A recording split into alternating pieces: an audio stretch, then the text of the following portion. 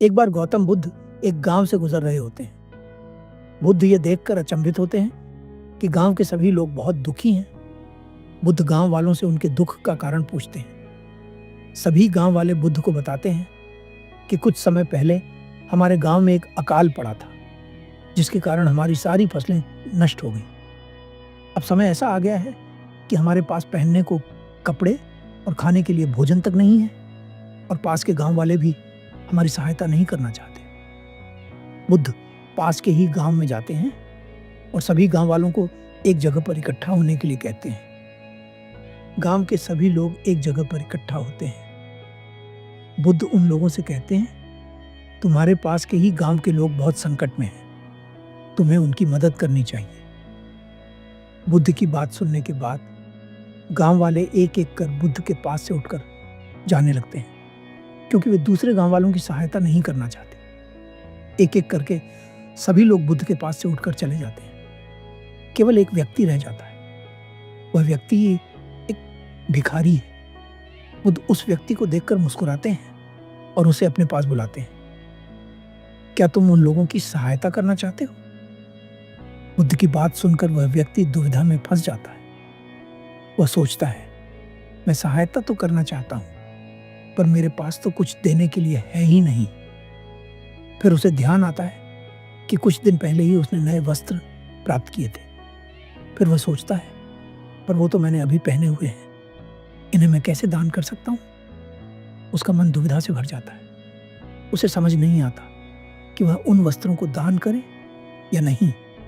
अंत में वह एक निर्णय लेता है। वह सोचता है, संसार में ऐसे बहुत सारे लोग हैं जिनके पास वस्त्र नहीं है, जैसे साधु, सन्यासी।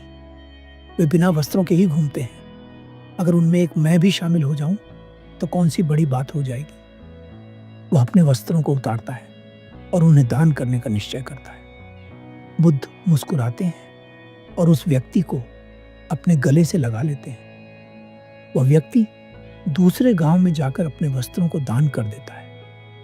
अब उसके शरीर पर वस्त्र तो नहीं है, पर वह रास्ते में गाता चिल्लाता जाता है और यह कहता रहता है, मैंने अपने आधे मन को जीत लिया, मैंने अपने आधे मन को जीत लिया। अब संभावना है कि मैं अपने पूरे मन को भी जीत लूंगा। उसी रास्ते से राजा और उसके सिपाही भी गुजरते हैं। उस भिखारी की बात सुनकर राजा थोड़ा अचंभित होता है, क्योंकि मन को जीतने का प्रयास तो राजा ने भी सदा से ही किया है। राजा अपने सिपाहियों से कहता है, इस भिखारी को पकड़ कर लाओ। राजा उस भिखारी से पूछता है, तुम यह क्या कह रहे हो? क्या तुमने सच में अपने आधे मन को जीत लिया है? भिखारी कहता है, हाँ, मैंने अपने आधे मन को जीत लिया है। राजा पूछता है, कैसे? भिखारी बताता है, जब बुद्ध ने अकाल से पीड़ित गांव वालों की मदद करने के लिए कहा तो सभी गांव वाले एक एक कर उठकर चले गए, परंतु मैं वहां डटा रहा। मेरे पास और कुछ देने के लिए नहीं था, परंतु मेरे वस्त्र थे जो मैं दान कर सकता था। शुरुआत में मुझे संकोच हुआ। मेरे मन ने कहा कि मुझे दान नहीं करना चाहिए, पर मैंने फिर भी दान कर दिया, और अब जो मैं महसूस कर पा रहा हूं वो बहुत खास है। राजा उस भिखारी की बात सुनकर खुश होता है और उसे इनाम देता है। सवाल देने या लेने का नहीं है, सवाल उस आवाज का है जो बार बार चीख चीख कर आपके भीतर से आपको एक रास्ता दिखा रही है, जो आपको बता रही है कि यह आपके लिए सही है और यह गलत। क्या आप उसे सुन पा रहे हैं?